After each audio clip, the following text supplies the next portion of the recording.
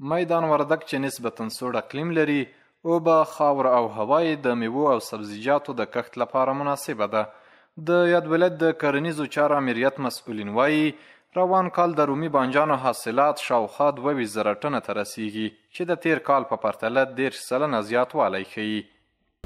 کال حوصال او باران ښه پریمانه و، نو د موږ په ټولو حاصلاتو باندې ښه مثبت اغیزه کړې. رومیان هم د نورو نباتاتو په څیر باندې د 20 نه تر 10% پورې حاصلاتو کې لوړوالی راغلی او ټول ټال به د موږ پیشبیني ده چې انشاءالله سږ کال به تر 22,000 ټنه پورې موږ د رومیانو حاصل ولرو.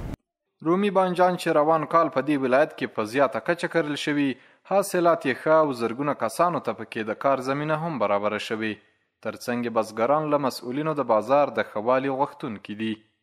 د رومیانو حاصلات خو ماشاءالله ډېر ښه دي، فصلونه موږ ډېر ښه روزلي دي، ښه تخمونه م راوړي دي، نو هایبریډ تخمونه دي، دا ډېر زیات حاصل ورکوي. خو موږ ته خبر په دې کې ده چې بازار نشته ورته.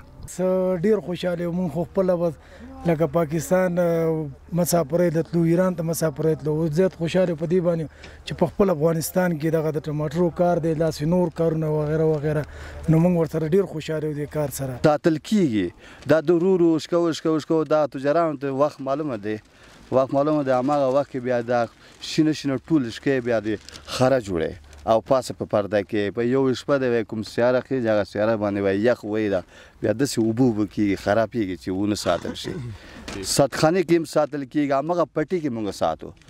د میدان وردګ ولایت د کرنیزو چارو امریت مسؤلین وایي چې د بازار د ښه والي ترڅنګ د سړو خونو د زیاتوالي او پروسس خونو په جوړولو کې خپلې هڅې نه دي سپمولې.